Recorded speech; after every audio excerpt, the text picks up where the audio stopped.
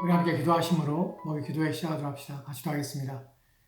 하나님 감사합니다. 오늘 말씀을 통하여서 그리스도와 연합함이 무슨 의미인지에 대하여 말씀을 통하여 살펴보려 합니다. 그리스도와 함께 세례를 받고 장세되었다는 말의 의미에 대하여 깊이 이해함으로 말미암아 우리가 어떤 자리에 부르심 받았으며 또한 하나님께서 우리의 구원 속에 무엇을 담겨두고 또한 어떠한 것을 이루어 가시는지에 대하여 말씀을 통하여 살펴보도록 도와주옵소서. 주께서 은혜를 더하시기 원하오며 감사드리며 예수님 이름으로 기도합니다. 아멘. 오늘 우리가 함께 살펴볼 로마서의 말씀은 로마서 6장 3절 말씀입니다.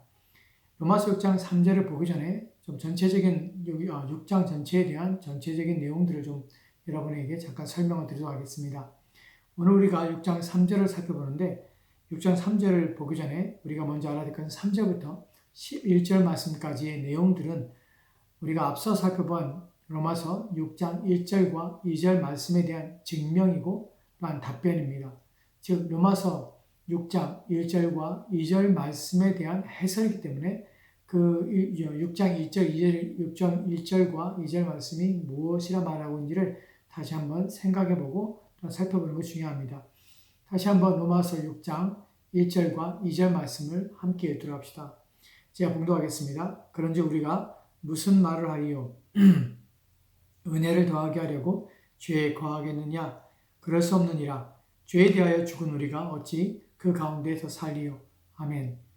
바울은 은혜를 더하게 하려고 죄에 거할 수 없다고 말합니다. 그리고 2절에서 왜냐하면 이유를 말하고 있는데 우리가 죄에 대하여 죽었기 때문에 그 가운데 더 살지 못하게 된 그런 상태, 그것이 바로 그리스도인의 상태 때문이라는 것입니다. 모든 참된 그리스도인은 그리스도인이 되는 순간, 즉 그리스도 예수를 주로 믿는 순간에 그는 죄에 대하여 죽은 것입니다. 그렇다면 그것이 어떻게 가능하게 되었으며 우리에게 그와 같은 일이 이루어지게 되었는가 하는 것입니다. 그것을 설명하고자 또한 증명하고자 답변하고자 하는 것이 바로 로마서 6장 3절부터 11절 말씀까지입니다. 우리가 어떻게 죄에 대하여 죽었는가 하는 것에 대한 질문에 대한 답변입니다. 이제 로마서 6장 3절 말씀을 통하여서 우리가 그 사실이 어떻게 그 일이 우리 안에 어떠한 일이 일어났고 어떻게 가능하게 되었는가 하는 것에 대하여 살펴보도록 합시다. 로마서 6장 3절 말씀 보면 제가 봉독하도록 하겠습니다. 무릇 그리스도 예수와 합하여 세례를 받은 우리는 그의 죽으심과 합하여 세례를 받은 줄을 알지 못하느냐. 아멘. 바울은 우리가 그리스도 예수와 합하여 세례를 받았기 때문에 우리가 죄에 대하여 죽었다고 말하고 있는 것입니다. 그것을 우리는 그의 죽으심과 합하여 세례를 받은 줄을 알지 못하느냐라고 말하고 있는 것입니다. 이 구절을 이해하고 주석할 때에 주의해야 할 점이 있는데 바로 세례란 말의 바른 의미입니다. 그리스도 예수와 합하여서 세례를 받았다는 것이 무슨 뜻이며 또한 무엇을 의미하는가 하는 것을 바르게 이해해야 합니다. 또한 그의 죽으심과 합하여 세례를 받았다는 것이 무엇을 의미하는가 하는 것 또한 중요합니다. 이제 다음 절인 4절을 보면 로마서 6장 4절 말씀입니다. 제가 봉독합니다. 그러므로 우리가 그의 죽으심과 합하여 세례를 받음으로 그와 함께 장사되었나니 이는 아버지의 영광으로 말미암아 그리스도를 죽은 자 가운데서 살리심과 같이 우리로 또한 새 생명 가운데서 행하게 하려 함이라. 아멘. 그러므로 우리가 그의 죽으심과 합하여 세례를 받음으로 그와 함께 장사되었다고 합니다. 여기에서 바울은 우리가 그의 죽으심과 합하여 세례를 받음으로 라는 표현을 사용하고 있는 것을 우리가 보게 됩니다. 이것이 왜 중요한가 하면 세례라는 의미를 잘못 이해하기 때문에 본문을 제대로 해석하거나 본문이 가지고 있는 영광스럽고 심오하고 또한 가장 위안을 주는 것을 제대로 얻지 못하고 지나가는 경향이기 때문에 그래서 주의합니다. 바울은 로마서 6장 3절과 4절에서 말하고 있는 세례로 표현되는 단어를 잘못 해석하고 잘못 가르치는 문제들이에요. 몇 가지가 있는데 그것을 먼저 살펴보도록 합시다. 먼저 세례를 성례로 이해하는 가르침입니다. 즉 목사에서 성례하는 것은 목사에서 세례 의식으로 세례를 거행하는 것, 즉 물로 세례를 베푸는 행위인 세례를 이해하는 것입니다. 이것은 카톨릭에서 가르치고 해석하는 방식인데요. 그들은 세례 행위 자체에 즉 수세자, 즉 세례를 받는 자와 예수 그리스도를 연합시킨다고 가르칩니다. 즉 세례 시에 수세자가 세례 행위를 통하여서 그리스도와 연합된다고 가르친다는 것입니다. 그래서 그러므로 말미암아서 그때에 예수 그리스도와 이제 합하여서 하나가 된다는 가르침입니다. 이런 가르침의 문제점과 잘못된 점은 무엇입니까? 정말 세례식을 행할 때 수세자는 그때에 그리스도와 연합되게 되는 것인가 하는 점입니다. 그렇지 않다는 것이 성경이 말하고 있으며 또한 가르치고 있는 내용입니다. 신약 성경을 보면 세례를 받는 사람들은 이미 그들이 중생하였다는 증거가 있는 사람들이었다고 가르치고 있습니다. 신약 성경에서 세례를 받은 사람들은 이미 신자가 된 자들입니다. 즉 예수를 믿기 때문에 세례를 받은 것이지 예수를 믿기 위해서 즉 그리스도와 연합하기 위하여 세례를 받는 것이 아니라는 점입니다. 세례 행위 자체가 우리를 그리스도와 연합시키게 하는 것이 아닙니다. 예를 들어서 성경에서 사도행전에 보면 빌립의 경우에 에디오피아 내시에 대하여 세례를 베풀 때에 그가 이미 믿었기 때문에 세례를 받고자 했으며 세례를 베푸는 것입니다. 고넬료의 경우도 마찬가지입니다. 그와 그의 온 집이 베드로를 통하여서 전해진 복음을 믿었기 때문에 세례를 받은 것입니다. 그러므로 우리는 이렇게 말할 수 있는데 신약 성경의 모든 가르침은 세례는 생명과 연합을 주는 것이 아니라 이미 일어난 일에 대하여 인을 치는 행위란 사실입니다. 이제 또 다른 로마서 6장 3절 4절에 말하고 있는 세례에 대하여 다른 해석, 잘못된 해석에 대해 살펴볼 때 세례적인 서약을 말하고 있다는 해석입니다. 세례적인 서약입니다. 즉 바울이 말하고 있는 세례란 누군가 세례를 받을 때에 자신의 믿음을 선언하고 죄의 생활을 뉘우치고 동시에 새 삶의 길을 서약하게 되는데 바로 이러한 서약이 바울이 말하고자 하는 세례라는 단어의 의미라는 것입니다. 이것이 옳지 않음은 바울이 로마서 6장 3절에서 우리는 그의 죽으심과 합하여 세례를 받은 줄을 알지 못하냐고 물을 때에 분명한 것은 이것이 내가 신자로서 행하는 어떤 일이 아니라는 점입니다. 즉 내가 무엇을 행하기 때문에 이 일이 일어난 것이 아니라는 것이에요. 나를 그리스도에게 연합시키고 연결시킨 것이 나에게 일어나는 어떤 일이라는 것을 지금 표현하고 있는 것입니다. 즉 내가 행위를 통해서 일어나는 결과가 아니라 나에게 일어나는 나의 행위가 배제된 채 일어나는 것입니다. 그것을 표현하는 것입니다. 즉 내가 세례 시에 서약의 행위를 내가 함으로 그리스도의 죽으심과 합하여 세례를 받은 것이 아니라는 점입니다. 바울이 말하고자 하는 것은 내가 행하지 않은 일이 나에게 일어나는 것을 말하고자 하는 것입니다. 그렇기 때문에 알지 못하느냐라고 묻는 것입니다. 만약 내가 서약 행위를 하였다면 내가 이미 알았을 것입니다. 그리고 알고 있어야 마땅한 것입니다. 그런데 이 일은 내가 행한 어떤 일이 아니라는 것입니다. 그 때문에 우리가 행하지 않은 일이 그리스도를 통하여 믿는 우리에게 적용되고 주어진 것 때문에 알지 못하느냐라고 묻고 있는 것입니다. 그래서 세례란 세수자의 서약을 말하는 것이 아니라는 점입니다. 그렇다면 바울이 우리가 그의 죽으심과 합하여 세례를 받았다고 할 때에 세례란 무엇을 말하는가 하는 것입니다.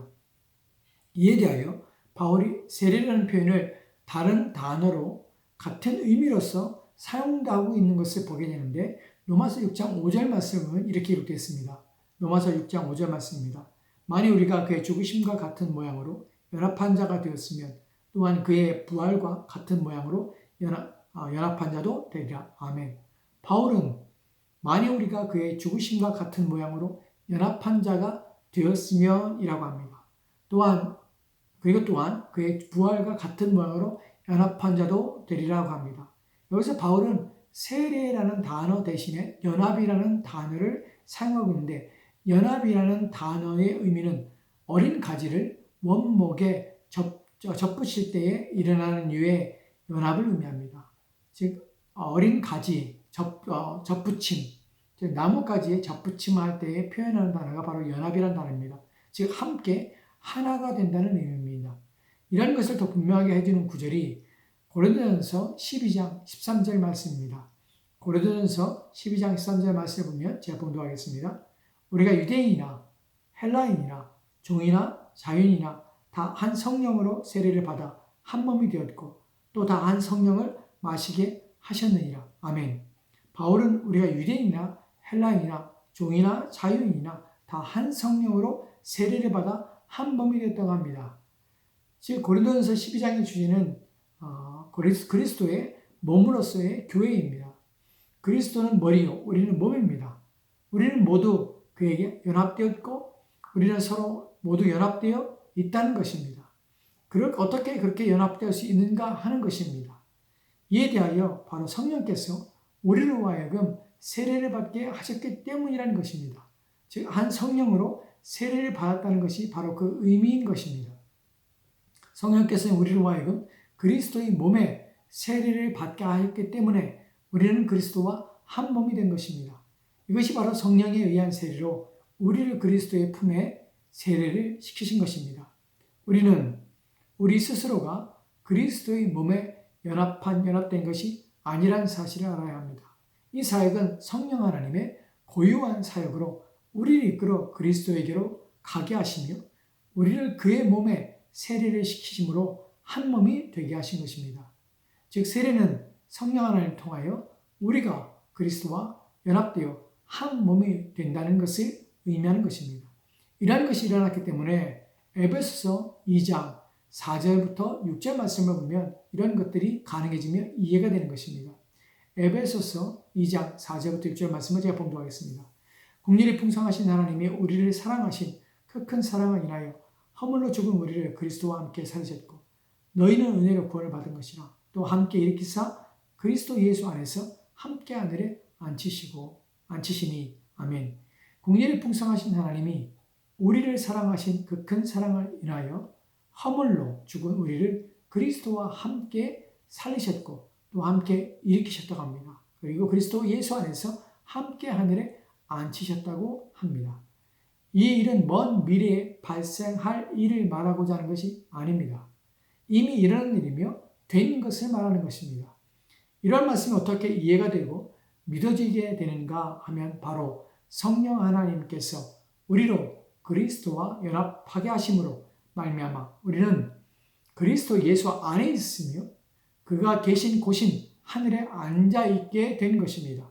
비록 우리의 육체가 지금 이 땅에 살고 있지만 우리는 성령 하나님을 통하여 그리스도에게 세례됨으로 연합되어 있기 때문에 그와 함께 하늘에 앉아 있는 것도 되는 것입니다.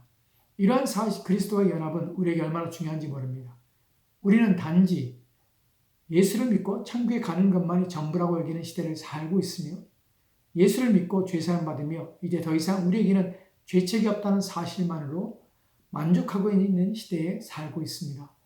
그러나 이것도 우리에게는 놀라운 일이고 복되고 큰 은혜가 아닐 수 없지만 성경은 그 일에 대하여 그곳에서 멈추지 않습니다. 하나님의 은혜는 그것에만 그만두지 않는다는 것입니다. 더 크고 영광스럽고 복된 자리로 우리를 이끌어 주고 계시으며 그 자리에 우리를 세우는 것입니다. 이것이 바로 그리스도와 우리가 한 몸이 되는 거룩한 연합을 성령 하나님을 통하여서 주어지신 것이라는 사실입니다.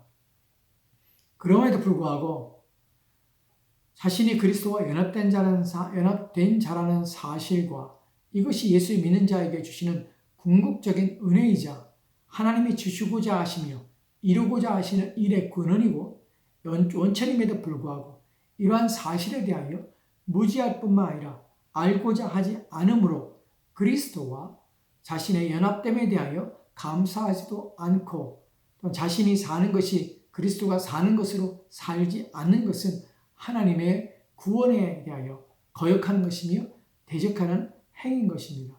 이런 가르침이 우리가 잘 알고 있는 갈라디아서 2장 20절 말씀에 기록되어 있는데 갈라디아서 2장 20절을 보면 이렇게 기록되어 있습니다. 내가 그리스도와 함께 십자가에 못 박혔나니 그런즉 이제는 내가 사는 것이 아니요 오직 내 안에 그리스도께서 사시는 것이라. 이제 내가 육체 가운데 사는 것은 나를 사랑하사 나를 위하여 자기 자신을 버리신 하나님의 아들을 믿는 믿음 안에서 사는 것이라. 만약 그리스도 안으로의 세례가 자신에게 주어진 것이 아니라면, 성령의 세례가 자신에게 주어진 것이 아니면 이 일은 결코 불가능할 수밖에 없는 것입니다.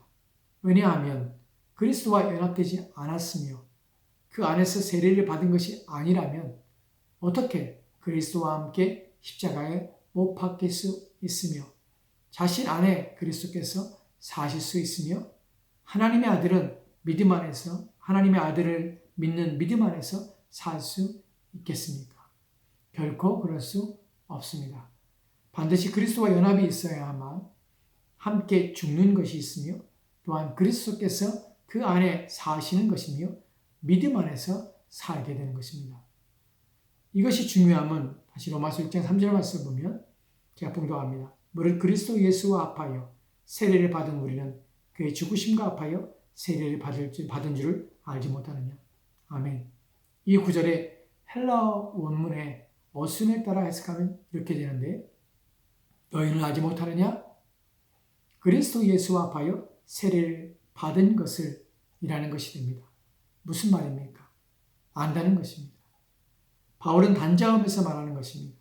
누구든 그리스도인이라면 알 수밖에 없으며 알고 있는 것이라는 점입니다. 그렇기 때문에 이 말은 내가 너에게 말할 필요가 있는가? 라고 묻는 것과 같은 것입니다. 바울은 로마에 간 적도 없으며 또한 로마에 있는 교인들을 본 적도 없습니다. 이 로마서를 쓸 때 말입니다. 그럼에도 불구하고 그는 모든 그리스도인들은 다 이것을 알고 있으리라고 단정하고 있는 것입니다. 그러한 표현이 바로 이 구절에서 사용된 우리라는 표현입니다. 한글 성경은 우리라고만 표현하고 있지만 영어 성경은 all of us, 즉 이렇게 번역하고 있는데 원문도 같은 의미를 가지고 있습니다. 무슨 말입니까? 모든 우리가 이라는 의미입니다. 모든 우리, 즉 모든 그리스도인은 알고 있다는 것입니다. 무엇을 압니까? 그리스도 예수와 내가 합하여 연합되었다는 것을 알고 있으며 그의 죽으심과 합하여 연합하여 죽었다는 것을 알고 있는 것입니다. 그렇기 때문에 그리스도와 연합되어 있지 않으면 그리스도의 사람이 아닌 것입니다. 요한복음 15장에서 포도나무 비유를 통하여서 주님께서는 내가 내 안에 있으면 과실을 맺는다고 합니다. 그러나 내가 내 안에 거하지 아니하면 즉 가지가 나무에 붙어있지 않으면 열매를 맺을 수 없으며 버려져 불태워질 뿐이라고 하십니다. 끝으로 이러한 연합은 체험이나 또한 경험을 하는 것이 아닙니다. 이러한 체험을 하고 있는 것이 아니라 그리스도 예수를 믿는 순간에 성령 하나님을 통하여서 이러한 일이 일어났다는 것입니다. 이것을 깨닫고 이해하며 이러한 가르침을 믿어야 합니다.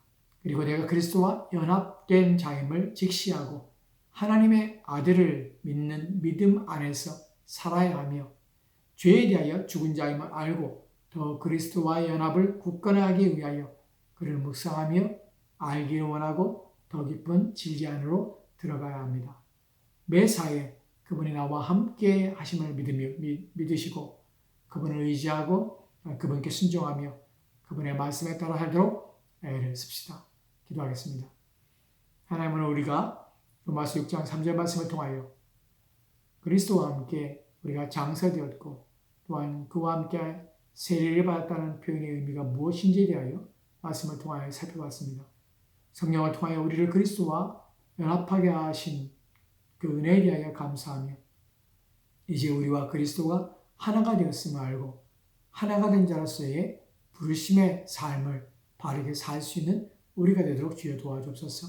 주께서 우리를 도우시기 원하며 예수 그리스도로 기도합니다. 아멘.